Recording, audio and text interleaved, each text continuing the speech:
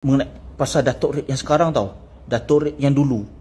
Sebenarnya saya tak nak pun viral-viral ni. Mungkin dekat dalam TikTok ni mungkin ada family yang dah kena, yang pernah beli tanah dekat Semungkis, dekat Hulu Langat. Saya tak tahu siapa yang pernah, korang tolong komen family korang ke. Sebab dalam batch mak saya tu ada 3 orang atau 2 orang, yang 3 orang 4 orang atau macam tu lah, 2 atau 3 atau 4 orang lah, yang mak bapak dia dah meninggal, nak settlekan pasal tanah yang kena game ni. So we now have breaking news. Apa yang menimpa Datuk Red baru-baru ini telah membuatkan ramai simpati dengannya. Namun tidak untuk seorang individu yang mendakwa dia masih marah dengan Datuk Red yang menipu ibunya. Datuk Red dan Adira bercerai baru-baru ini. Datuk Red yang sudah muflis telah mencari pekerjaan dengan meminta bantuan netizen. Itulah sebabnya ramai yang kasihan dengan Datuk Red. Tetapi seorang lelaki menerusi TikTok menyatakan bahawa dia masih lagi marah apabila melihat Datuk Red. Ini kerana Datuk Red pernah menipu ibunya dalam pembelian tanah pada tahun sekitar 2015 dan 2016. Ibunya pernah ditipu RM60,000 kerana percaya dengan tawaran tanah harga mampu milik di Hulu Langat, Selangor. Lebih menyedihkan, ibunya sanggup menggunakan wang persaraan iaitu wang KWSP untuk membeli tanah di situ dan akhirnya hangus begitu sahaja. Saya sebenarnya tak nak pun viral-viral benda ni tau. Tapi banyak kali dah FYP dekat saya mengenai pasal Datuk Red ni. Okay.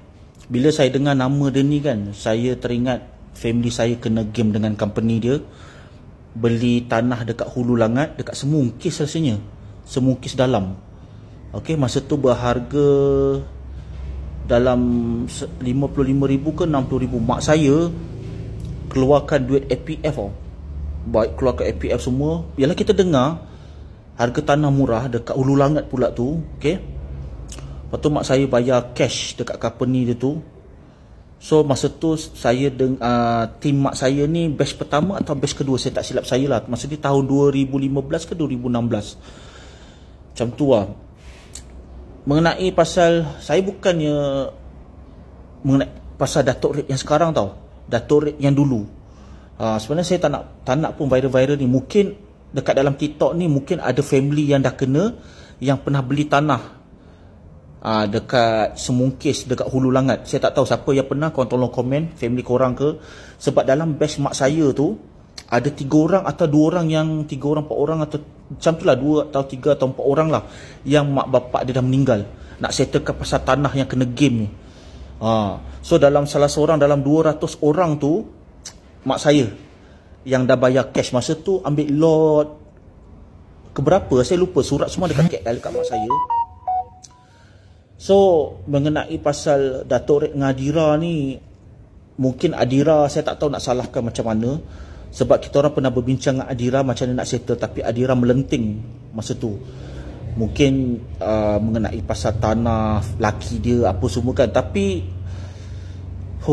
panjang cerita tu lah, panjang cerita. Saya terkenang mak saya keluar di APF, bayar sampai habis 55,000. Sebenarnya panjang cerita ni. Saya tak nak pun buat video ni, tapi bila tengok muka Datuk Red tu kan, saya menyirap, serius cakap, saya menyirap. Sebab mak saya keluarkan duit APF sampai sekarang nak settle. Dia masa tu kes dah sampai ke balai apa semualah, ini macam-macam lah, macam-macam alasan apa semua. Tapi siapa yang pernah kena game pasal tanah dekat Hulu Langat ke, kat Sungai Merap ke, pasal company tu, korang tolonglah komen.